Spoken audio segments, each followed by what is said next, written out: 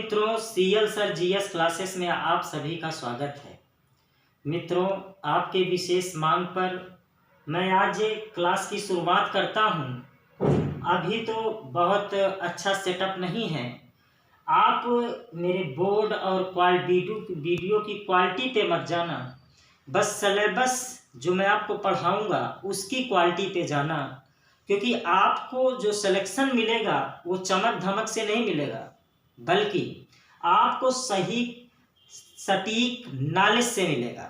तो वो चीज़ें मैं आप लोगों को आज शुरुआत करूंगा और व्यवस्थित तरीके से आपको बताऊंगा कि समान अध्ययन कैसे तैयार करना है, और other subject history, politics, economics, geography, current, ये तो सब पढ़ाएंगे ही।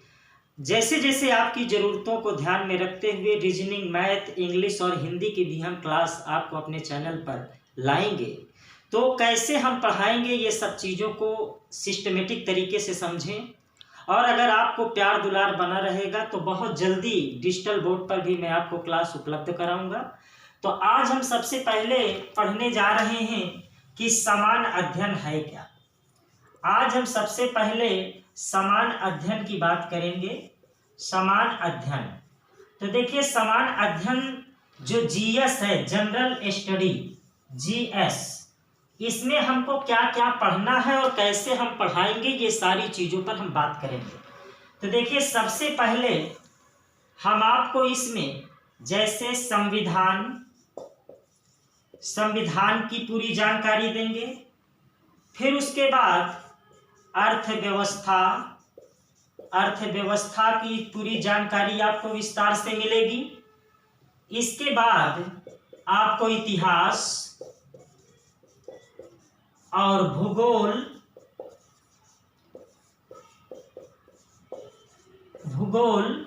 सामान्य विज्ञान,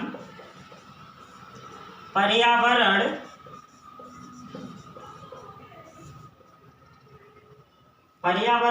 उत्तर प्रदेश विशेष और करंट अफेयर्स,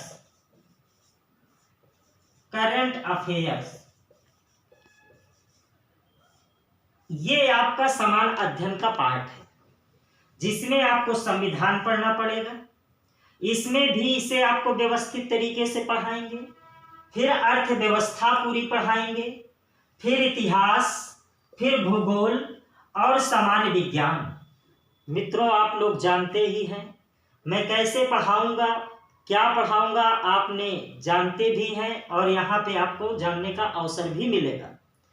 पर्यावरण, उत्तर प्रदेश विशेषांक और करंट अफेयर्स, ये टॉपिक को हम सिस्टमेटिक ढंग से पढ़ेंगे। ऑल वनडे एग्जाम इस स्तर से हम पढ़ाएंगे कि आप पीसीएस तक भी कवर कर सकें। इसमें चाहे आप टेट दीजिए, super TET, SSC, bank, railway, ये जितनी चीजें बताएंगे इस तरह से बताएं कि एक भी प्रश्न बाहर ना जाने पाए। तो अब हम आज आपकी क्लास संविधान से शुरुआत करेंगे, उसके बाद सिस्टमेटिक तरीके से एक एक टॉपिक को आगे हम बढ़ेंगे। तो आज हम पहले आपको संविधान के बारे में बताते हैं।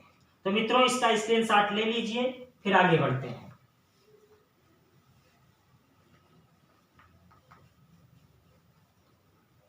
तो देखिए, सबसे पहले संविधान में हमको पढ़ना क्या क्या है, ये चीजों को पूरी जानकारी रखें, क्योंकि मित्रों, जब आईना आपके सामने होगा किसी सिलेबस का तो आपको पढ़ने में भी मजा आएगा और चीजें भी क्लियर होंगी। तो आइए हम लोग संविधान की विषय सूची की बात कर लें कि संविधान विषय सूची मतलब संविधान में हमको पढ़ना क्या क्या है। तो पहले आप इसे सिस्टम से समझें, ये नहीं कि एक हमने कार्यपालिका से डाल दिया, न्यायपालिका से, ऐसा नहीं। जब सिस्टम से आप पढ़ेंगे तो आपका कॉन्सेप्ट भी क्लियर होगा और चीजें भी आसान होंगी। तो सबसे पहले मित्रों कि हम संविधान में राज्य की परिभाषा पढ़ेंगे। राज्य की परिभाषा कि राज्य कहते किसे हैं। आम बोलचाल की भाषा में हम यूपी, बिहार, एमपी को राज्य कहते हैं, लेकिन जब हम संवैधानिक भाषा पढ़ते हैं तो ये राज्य नहीं होता। क्यों नहीं होता, हम आपको समझाएंगे। दूसरा इसमें हम पढ़ेंगे संविधान का अर्थ, संविधान का अर्थ एवं परिभाषा, अर्थ एवं परिभाषा। फिर इसके जस्ट बाद हम लोग पढ़ेंगे संविधान सभा का गठन, संविधान सभा का गठन, सभा का गठन। फिर थोड़ी सी हम जानकारी ले लेंगे लोकतंत्र, लोकतंत्र क्या है, लोकतंत्र कितने प्रकार का होता है, यहां से जितने प्रश्न बनेंगे इसकी चर्चा करेंगे। इसके जस्ट बाद हम संवैधानिक विकास की बात करेंगे, संवैधानिक विकास, जिसमें हम 1773 के रेगुलेटिंग एक्ट से लेकर के 1853 के चार्टर्ड एक्ट तक की बात करेंगे। उसके बाद हम लोग अगला टॉपिक पढ़ेंगे संविधान का स्रोत, संविधान का स्रोत। कौन कौन से आपके संविधान के स्रोत हैं, किस किन देशों से लिया गया, जैसे अमेरिका, इंग्लैंड, रूस, ऑस्ट्रेलिया, जर्मनी, इन सब चीज़ों के बारे में बात करेंगे। फिर इसके जस्ट बाद हम लोग पढ़ना स्टार्ट करेंगे अनुसूचियों का विवरण। ये सारी चीजें आपको मैं ट्रिक के माध्यम से भी याद कराऊंगा, जो याद करने के लायक होगी वो याद कराऊंगा। यकीन मानिए अगर 1 महीने के अंदर आप संविधान पूरा मुजवानी नहीं बोलेंगे तब आप बात करिएगा, मुजवानी बोलेंगे और जितने क्वेश्चन आएंगे सब आप करने की स्थिति में होंगे। अनुसूचियों का विवरण, अनुसूचियों का विवरण पढ़ेंगे।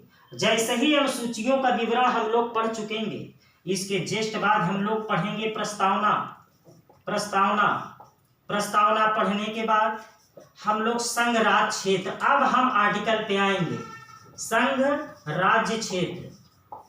तो इसमें यहां से हम फिर संघ राज्य क्षेत्र के बारे में, ये इसको आप नोट करते चले कॉपी में। राज्य की परिभाषा पढ़ेंगे, संविधान का अर्थ एवं परिभाषा, संविधान सभा का गठन, लोकतंत्र, संवैधानिक विकास। इसमें 1773 की रेगुलेटिंग एक्ट से लेकर 1935 तक के अधिनियम की हम बात करेंगे। फिर संविधान का स्रोत बात करेंगे, अनुसूचियों का विवरण पढ़ेंगे, प्रस्तावना पढ़ेंगे। प्रस्तावना को आमुख भी कहा जाता है, उद्देशिका कहा जाता है। इसमें जो भी चीजें हम पढ़ेंगे कि हम भारत के लोग भारत को संपूर्ण प्रभु संपन्न समाजवादी पंथ निरपेक्ष लोकतंत्रात्मक गणराज्य बनाने के लिए तथा समस्त नागरिकों को सामाजिक, आर्थिक, राजनीतिक न्याय, विचार, अभिव्यक्ति, विश्वास, धर्म की उपासना तथा इन सब में बढ़कर व्यक्ति की गरिमा, राष्ट्र की एकता और अखंडता सुनिश्चित करने के लिए एवं बंधुत्व बढ़ाने के लिए संविधान सभा में आज 26 नवंबर 1949 ईस्वी मित माघ शुक्ल सप्तमी संवत 2006 विक्रमी के द्वारा इस संविधान को एकीकृत, अंगीकृत, आत्मर्पित करते हैं। तो इसको पूरा, ये जितनी चीजें मैंने आपको अभी बोला ना, इसको एक एक शब्द को तोड़ तोड़ कर बताएंगे इसका मतलब क्या है, किस तरह से आपके यहाँ से प्रश्न बनते हैं। तो इसको आप जल्दी से नोट कर लें या स्क्रीनशॉट ले लें, फिर हम और आगे विषय सूचियों को क्रमबद्ध तरीके से बताएं, तब टॉपिक स्टार्ट करें। इसको नोट कर लीजिए आप लोग। चलिए, आप लोगों ने इसे नोट कर लीजिए या स्क्रीनशॉट ले लीजिए। चलिए आगे बढ़ते हैं।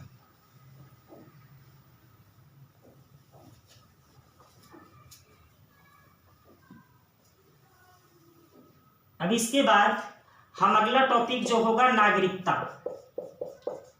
नागरिकता, इसके बारे में पढ़ेंगे। भाग 2 आर्टिकल 5 से 11। फिर मौलिक अधिकार,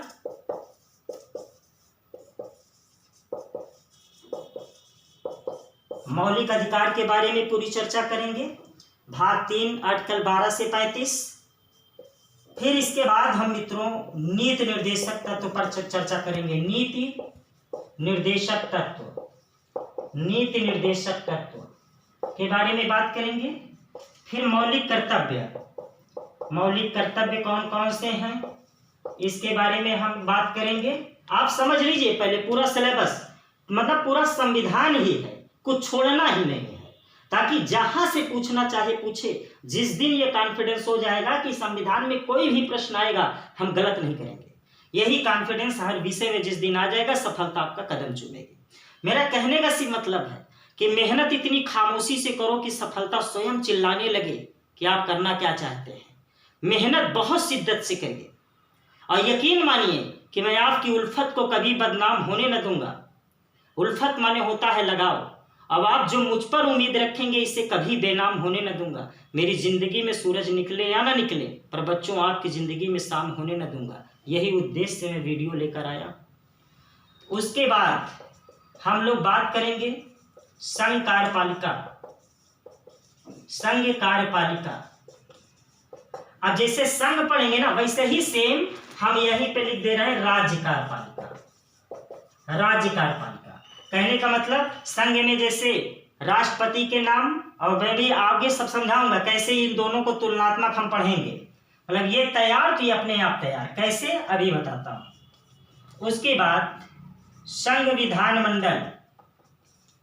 विधानमंडल, विधान माने कानून, मंडल माने घर, कानून बनाने के घर को विधानमंडल कहते हैं।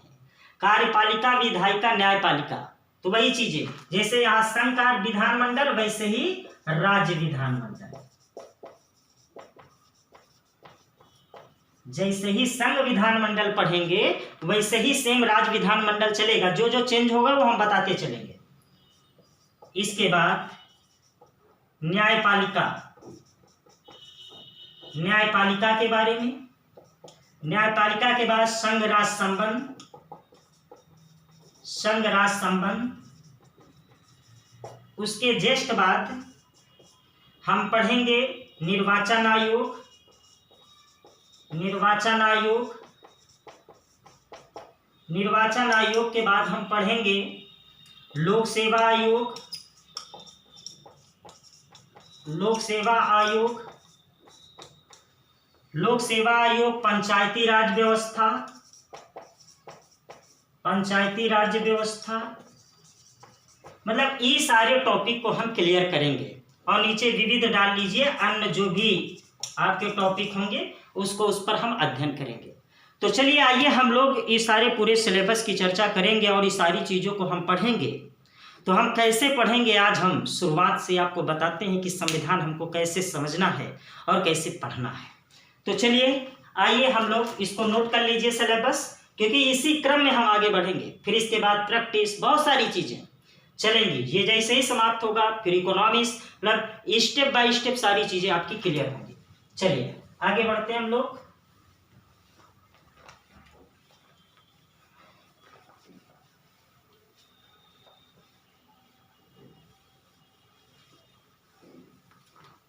चलिए अब हम लोग पढ़ने जा रहे हैं संविधान। तो संविधान है क्या, पहले हम इसके बारे में जान लें, उसके बाद हम आगे बढ़ते हैं। देखिए संविधान दो शब्द से मिलकर बना है, सन धन विधान। सन माने होता है विशेष और विधान माने होता है प्रावधान।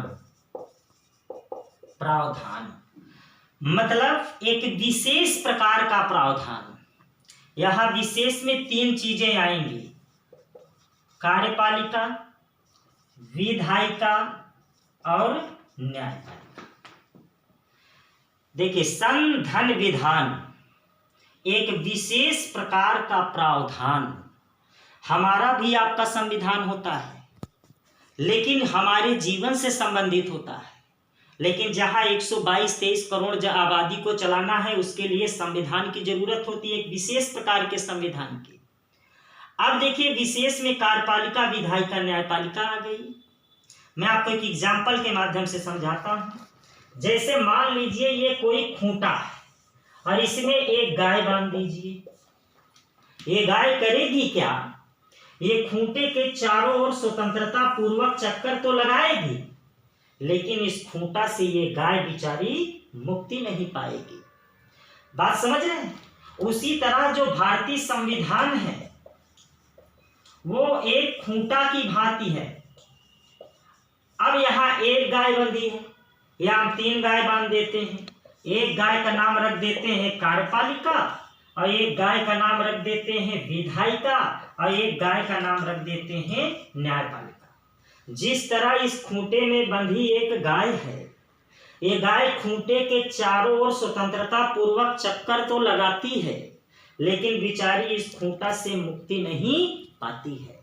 उसी तरह संविधान रूपी खूंटा में बंधी 3 गाय हैं, कार्यपालिका, विधायिका, न्यायपालिका। ये तीनों अपनी शक्तियां संविधान से लेते हैं और संविधान के चारों ओर स्वतंत्रता पूर्वक चक्कर लगाते हैं, लेकिन संविधान रूपी खूंटे से मुक्ति नहीं पाते हैं।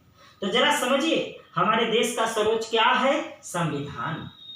ये कार्यपालिका, विधायिका, न्यायपालिका ये अपनी शक्तियां कहाँ से लेते हैं? संविधान से। जैसे ये शरीर है तो हाथ पैर क्या हो गया? कार्यपालिका, इससे हम काम करते हैं। ये धड़कन क्या हो गई? विधायिका। और ये खोपड़ी क्या हो गई? न्यायपालिका। जैसे हम गाड़ी चला रहे तो हाथ पैर से चला रहे हैं, और ये दिल जो है डायरेक्शन देता है। जब गाड़ी स्पीड में लेते तो खोपड़ी कहती भैया कंट्रोल कर, कंट्रोल कर। और अगर उसको हम कंट्रोल नहीं करते तो आगे जा कर के हाथ पैर तोड़ लेते हैं।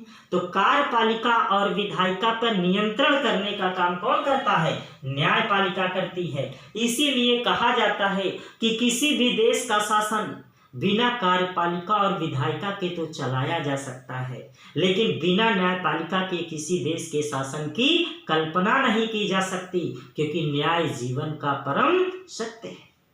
बात समझ में आ गई? फिर से देख लीजिए, संविधान एक विशेष प्रकार का प्रावधान है। विशेष का मतलब कार्यपालिका, विधायिका, न्यायपालिका। जिस तरह इस खूंटे में बंधी एक गाय है, ये गाय खूंटे के चारों ओर चक्कर तो लगाती है, लेकिन इस खूंटा से ये मुक्ति नहीं पाती है। उसी तरह संविधान रूपी खूंटे में बंधी 3 गाय हैं, एक कार्यपालिका, एक विधायिका, एक न्यायपालिका। इस संविधान रूपी खूंटे के चारों ओर चक्कर तो लगाते हैं, लेकिन संविधान रूपी खूंटे से मुक्ति नहीं पाते हैं। तो आज मैं आपको थोड़ा थोड़ा समझा रहा हूं, अगली क्लास आपको स्टेप बाय स्टेप सारी चीजें मिलेंगी। तो ये संविधान का मतलब है। अब संविधान कितने प्रकार के होते हैं इसके बारे में आप समझ लीजिए। भारत का संविधान कैसा है, थोड़ा बहुत समझिए आप सारी चीजों को, फिर स्टेप बाय। आज क्योंकि मेरी पहली क्लास है और आप लोगों का प्यार दुलार मिलेगा, तो इतनी तेजी के साथ आप लोगों को सारी चीजें आपको इसी प्लेटफॉर्म पे निःशुल्क मैं उपलब्ध कराऊंगा, जो चीजें आपको जरूरत पड़ेगी। जब आप 2, 4, 10 लेक्चर ले लेंगे, गारंटी है, विश्वास मानिए, आप खुद कहेंगे गुरुजी एको प्रश्न बाहर जाता ही नहीं है। इसी चीज की हमें जरूरत थी। आगे हम बढ़ते हैं। तो देखिए, संविधान लिखित और अलिखित, लिखित अलिखित, तो देखिए, सबसे पहले संविधान का निर्माण इंग्लैंड में हुआ। सबसे पहले संविधान का निर्माण कहाँ हुआ? इंग्लैंड में। लेकिन इंग्लैंड का जो संविधान था वो अलिखित था। इंग्लैंड का संविधान कैसा था? अलिखित। लिखित संविधान सबसे पहले अमेरिका में बना। लिखित संविधान सबसे पहले कहाँ? ये सारे प्रश्न हैं, सारी आपकी परीक्षा में आएंगे। संविधान का निर्माण में मैं आपको बता रहा हूं, संविधान लिखित और अलिखित 2 तरीके का होता है। लिखित संविधान सबसे पहले कहां बना? तो सबसे पहले अमेरिका में बना। और अलिखित संविधान सबसे पहले कहां बना? तो सबसे पहले इंग्लैंड में बना। और संविधान का निर्माण भी सबसे पहले इंग्लैंड में हुआ। इसलिए विश्व की समस्त संविधान की मां, समस्त विश्व की समस्त संविधान की मां, संविधान नोट भी करते चलिए, विश्व की समस्त संविधान की मां इंग्लैंड के संविधान को कहते हैं। विश्व की समस्त संविधान की मां किसे कहेंगे? इंग्लैंड को, क्योंकि भाई यहां उत्पत्ति हुई है, इसलिए हम कहेंगे। लिखित संविधान सबसे पहले अमेरिका का बना। यहां तक बात आप समझ चुके होंगे। भारत का संविधान लिखित और अलिखित दोनों है। यहाँ लिखित अलिखित का मतलब समझिए, जो रीत रिवाज और परंपराओं पे आधारित और सदियों से चला आ रहा हो और उसे मनुष्य स्वतः पालन करता हो, तो उसे हम अलिखित संविधान कहते हैं। जैसे होली मनाना, दीपावली मनाना, रक्षाबंधन मनाना, क्या कहीं संविधान में लिखा है? लेकिन फिर भी उसको लोग मनाते हैं। जैसे बारात लेके लड़का ही जाएगा, लड़की लेके नहीं जाएगी, कहीं संविधान में लिखा है क्या? 7 फेरे लेना कहीं संविधान में लिखा है? नहीं लिखा, लेकिन फिर भी लोग उसका पालन करते हैं। 4 फेरा लेके भागे तो गांव वाले चहेट लेंगे भैया वे विवाह अवैध है। तो कहने का मतलब कि लिखित संविधान तो लिख दिया, ये सीमित होता है। जो लिख दिया जाता है वो सीमित हो जाता है, और जो अलिखित होता है वो असीमित होता है। यहां तक बात समझ में आई? लिखित संविधान सीमित होता है और अलिखित संविधान रीति रिवाज पर आधारित होता है। इसको हम और विस्तार से जब टॉपिक इसकी बारी आएगी तो हम इसकी चर्चा करेंगे। इसके जस्ट बाद इसको नोट करते चले और आपको विधिवत नोट्स भी मिलेगी, सारी चीजें आपको उपलब्ध होंगी, आप समझते चले। अब जरा समझिए, हम लोग थोड़ा सा लोकतंत्र के बारे में बता दें आपको कि लोकतंत्र है क्या। तो ध्यान से समझना, लोकतंत्र की सर्वश्रेष्ठ परिभाषा अमेरिका के पूर्व राष्ट्रपति इब्राहिम लिंकन ने तो दिया कि जनता का शासन जनता के द्वारा जनता के लिए। ये पूरी परिभाषा में द्वारा शब्द महत्वपूर्ण है कि लोकतंत्र वही संभव होगा जहां का शासक जनता के द्वारा प्रत्यक्ष अप्रत्यक्ष निर्वाचित होगा। तो प्रत्यक्ष अप्रत्यक्ष, तो देखिए प्रत्यक्ष लोकतंत्र अप्रत्यक्ष लोकतंत्र। तो अब इसको तो आपको मैं बताऊं, प्रत्यक्ष लोकतंत्र उसे कहते हैं जिसे हम वोट डालें और सीधा उसे पावर मिल जाए, तो उसे हम प्रत्यक्ष लोकतंत्र कहते हैं। और जिसे हम वोट डालें वो किसी और को वोट डाले तब वो पावर पाए, तो उसे अप्रत्यक्ष लोकतंत्र कहते हैं। जैसे हमने गांव के प्रधान को वोट डाला, प्रधान बन गया, प्रत्यक्ष है। हमने सांसद को चुना, सांसद विधायक ने राष्ट्रपति को चुन लिया, वो अप्रत्यक्ष हो गया। हमने बीडीसी को चुना, बीडीसी ने ब्लॉक प्रमुख को चुन लिया, यह अप्रत्यक्ष हो गया। तो कहने का मतलब प्रत्यक्ष अप्रत्यक्ष, इसके संबंध में आप टैक्स भी पढ़ते हैं। डायरेक्ट टैक्स इनडायरेक्ट टैक्स कौन होता है? तो डायरेक्ट टैक्स वह टैक्स होता है, थोड़ा सा समझा देता हूँ, यहाँ प्रत्यक्ष अप्रत्यक्ष का कॉन्सेप्ट आ गया। डायरेक्ट टैक्स वह टैक्स है जिस पर टैक्स लगे उसका भुगतान वही करे, तो ये डायरेक्ट टैक्स है। और जिस पर टैक्स लगे उसका भुगतान कोई और करे, तो इनडायरेक्ट टैक्स है। आप समझिए, जैसे कोई डॉक्टर है, अब डॉक्टर पे हमने सेवा कर 10% लगाया है। अब ये डॉक्टर मरीज से कितना वसूल रहा है? 200 रुपये मरीज से। अब हमने इस टैक्स को बढ़ा करके 20% कर दिया और इसने दुगना 10% से 20% किया। अब ये मरीज से 200 रुपये फीस वसूलने लगा। तो टैक्स बढ़ा किस पर? मरीज पर, सॉरी डॉक्टर पे। और डॉक्टर ने वसूला किससे? मरीज से। तो सेवा कर कैसा करे? अप्रत्यक्ष। तो कहने को मतलब इस तरह समझिए, जिसको थप्पड़ मारो दर्द उसी को हो, तो ये डायरेक्ट दर्द है। और जिसको थप्पड़ मारो दर्द किसी और को हो, तो ये इनडायरेक्ट दर्द है। लैला मजनू मूवी देखे होंगे, जब वो मजनू को मारते हैं तो लैला चिल्लाते हुए आती है और कहती है कि जहां पनाह बस करिए, क्योंकि मारते हो मजनू को और दर्द होता है लैला को। तो कैसा दर्द था? इनडायरेक्ट। तो कोई भी टैक्स आए तो आप कर लेंगे। आप समझिए, जैसे आयकर आप पे लग गया, आपने जेब से निकाल के दे दिया, डायरेक्ट हो गया। संपत्ति कर, अपने संपत्ति का टैक्स दे दिया, डायरेक्ट हो गया। बिक्री कर, जीएसटी, मनोरंजन कर, ये सब इनडायरेक्ट है। क्योंकि जैसे मान लो किसी इस मार्का पे टैक्स लगा, इसकी कीमत बढ़ा करके उपभोक्ता से वसूल होगा। कहने का मतलब जिस पे लगे वो सीधा निकाल के दे दे, तो डायरेक्ट, और जिस पर लगे वो किसी और से वसूल करके जमा कर दे, इनडायरेक्ट। यहाँ तक बात समझ में आ गई। तो इसी क्रम में हम आगे बढ़ेंगे और सारी चीजें आपको सिस्टम से बताएंगे कि कैसे पढ़ना है। आज तो मैं शुरुआत कर रहा हूँ, आप लोगों को विषय सूची बता रहा हूँ। यकीन मानिए आप कुछ दिन में खुद पूरा संविधान मुजबानी बोलेंगे और इकोनॉमिक्स भी, आप जितने भी जीएस हैं सारे टॉपिक आप मुजबानी बोलेंगे और एक भी प्रश्न नहीं जाएगा। अपवाद स्वरूप की बात अलग है, बाकी सारी चीजें आपको मिलेंगी। सारे इस स्तर का पढ़ाएंगे कि सारे कॉन्सेप्ट आपका क्लियर हो।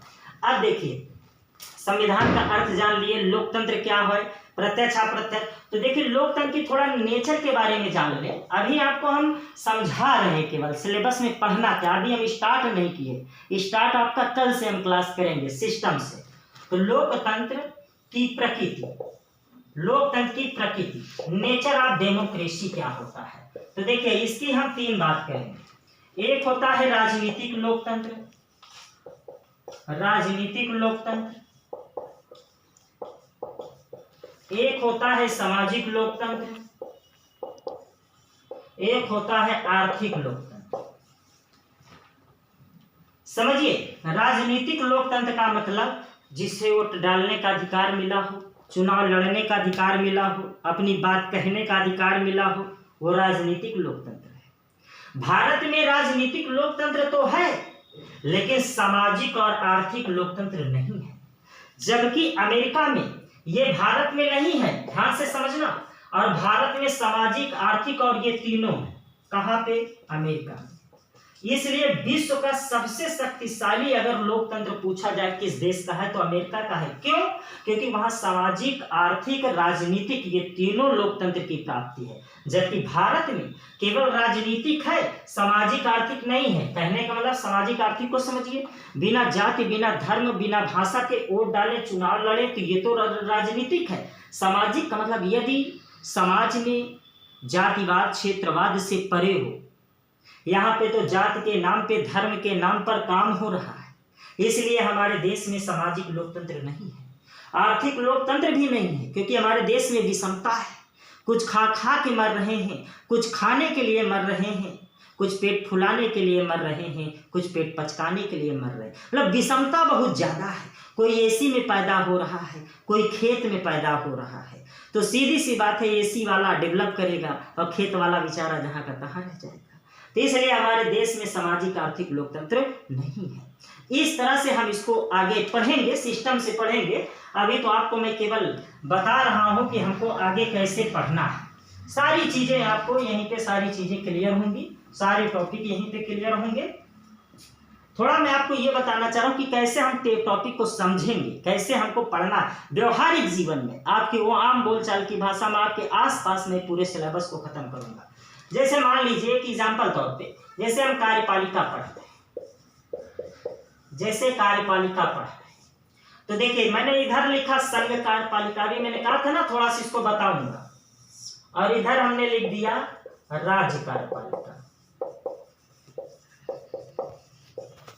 ये है राज्य कार्यपालिका, ये है संघ कार्यपालिका। संघ में हम क्या क्या पढ़ेंगे, एक समझिए सिस्टम। इधर हम पढ़ेंगे राष्ट्रपति, इधर पढ़ेंगे उपराष्ट्रपति, मंत्रिपरिषद, महान्यायवादी, आर्टिकल 76, आर्टिकल 63, आर्टिकल 52। इधर हम पढ़ेंगे राज्यपाल। थोड़ा सा बच्चों इसे शेयर भी करते चले, लाइक भी करते चले, कमेंट भी करते चले, और आगे हम लोग बढ़ रहे हैं। राज्यपाल, मंत्रिपरिषद, महाधिवक्ता। ध्यान से समझिए। अब यहाँ राष्ट्रपति की तुलना राज्यपाल से, मंत्रिपरिषद की यहाँ की दोनों सेम। देखिए ये 165 में है, ये 152 में है। ध्यान से समझना। मंत्रिपरिषद जो इसे यहाँ वैसे वहां, ये भारत का प्रथम कानूनी अधिकारी होता है, ये राज्य का प्रथम कानूनी अधिकारी होता है। इसको समझना। इसको समझने से पहले एक मेरा छोटा सा एग्जाम्पल समझिए। जैसे मान लीजिए ये मंदिर है, और ये मंदिर में ये बजरंगबली है। कौन है? बजरंगबली। ये सीढ़ी बनी हुई है, ये गेट पर बैठे हैं पंडित जी। ये तमाम सारे भक्तगण, ये सब माला फूल लेके आते हैं, किसको देंगे? पंडित जी को। पंडित जी कहाँ चढ़ाएंगे? बजरंगबली को। जरा समझो, मंदिर में बजरंगबली ना रहे तो पंडित जी को कोई माला फूल देगा? नहीं देगा। इसका मतलब कि बजरंगबली का मंदिर में 24 घंटा रहना जरूरी है, क्योंकि बजरंगबली न रही है तो के नाम से चढ़ावा आई, पंडित जी न रही है तो कौन चढ़ाई। इसका मतलब दोनों का 24 घंटा रहना जरूरी है। तो बजरंगबली हो गए राष्ट्रपति, ध्यान से समझिएगा, और पंडित जी हो गए मंत्रिपरिषद। कैसे? मतलब अगर मंदिर में बजरंगबली नहीं रहेंगे तो किसके नाम से लड्डू आएगा, और पंडित जी नहीं रहेंगे तो कौन चढ़ाएगा? क्योंकि बजरंगबली न रही है तो के नाम से लड्डू आई, पंडित जी न रही है तो कौन चढ़ाई। इसलिए दोनों का 24 घंटा बना रहना जरूरी है। उसी तरह देश में सारा काम राष्ट्रपति के नाम से होगा, सारा काम मंत्रिपरिषद करेगी। इसका मुखिया प्रधानमंत्री होता है। प्रधानमंत्री मंत्रिपरिषद की सहायता से राष्ट्रपति के नाम पर देश में शासन करेगा। राष्ट्रपति न रही है तो के नाम से काम हुई, और मंत्रिपरिषद न रही तो कौन काम करी। इसलिए दोनों का 24 घंटा बना रहना जरूरी है। ये सारी सिस्टम को हम समझेंगे आगे कैसे क्या है, एक एक चीज को उठा करके हम पढ़ेंगे। फिर राज्यपाल, मंत्रिपरिषद, ये सारी चीजें। आज मैं आपको केवल ये समझाना चाह रहा था कि हमको कैसे कैसे चीजों को पढ़ना है, कैसे कैसे चीजों को हमको समझना है। तो मित्रों, अब आप लोगों का प्यार दुलार बना रहे, आप चैनल को खूब अधिक से अधिक व्यक्तियों तक पहुंचाने का काम करें, क्योंकि ये काम तभी अच्छे से चल पाएगा जब आप सभी लोगों को सपोर्ट मिलेगा, प्यार मिलेगा। और मैं बहुत तेजी के साथ आप लोगों को सारे टॉपिक क्लियर करने का काम करूंगा। तो इस तरह से जो मैंने विषय सूची आपको पढ़ाया है, उसी क्रम में टॉपिक बाय टॉपिक हम लोग आगे बढ़ेंगे। आप मुस्कुराते रहें, आपके बीच में मैं आ चुका हूँ, वो सारे आपके डाउट्स क्लियर करूंगा। वो सारी जो भी आप परीक्षाएं देंगे, सारी चीज़ें आपके कॉन्सेप्ट क्लियर होंगे, चाहे कॉन्सेप्ट बेस्ड आए चाहे फैक्ट बेस्ड आए, सारे क्वेश्चन आप करने की स्थिति में होंगे। तो मित्रों, आज की क्लास में यहीं पे समाप्त करता हूं, और पुनः आपको रेगुलर क्लास मिलती रहेगी। आप इसे शेयर करें, सब्सक्राइब करें और अधिक से अधिक लोगों तक आप पहुंचाने का काम करें। और सारी क्लास जब तक मैं पढ़ाऊंगा आपको निःशुल्क उपलब्ध कराता रहूंगा। तो मित्रों, आज की क्लास यहीं तक। बहुत बहुत धन्यवाद। Thank you. शुभ रात्रि।